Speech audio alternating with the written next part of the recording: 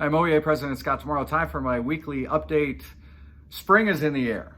Spring has officially begun, and that means it's time for hope and optimism. And this year, it means a lot more, I think, than ever before.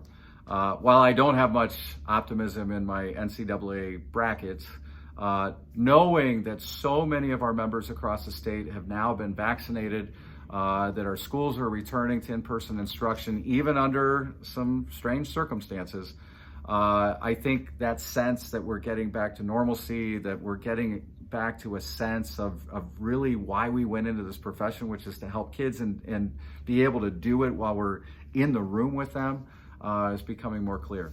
We're not out of the woods yet. There's still the need to make sure that we're paying close attention to health and safety protocols, that we're holding our administrations accountable, that we're continuing to advocate for the legal rights of our members, and that we're continuing to advocate for the needs of our students, especially those who have been disproportionately harmed by the pandemic.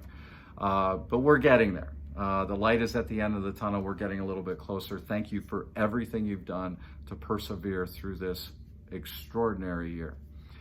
Another thing that gives me hope is a couple of things that are happening down the street in the legislature. We have new report card legislation that's been introduced that would get rid of A to F letter grades.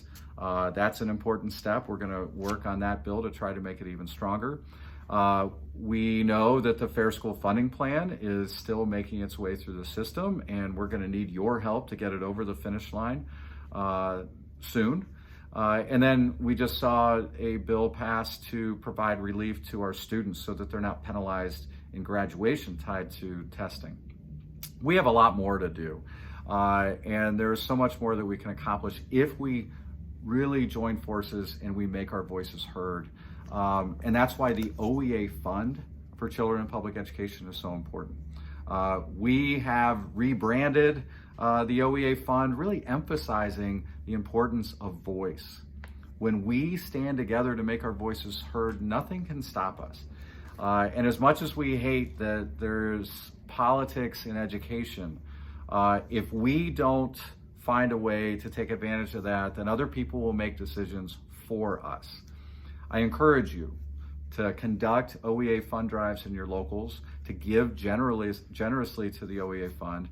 And as you're thinking about next school year, to work with your LRC, work with your locals, and all of us here at headquarters, the other officers, and especially GR staff will be able to support you in that.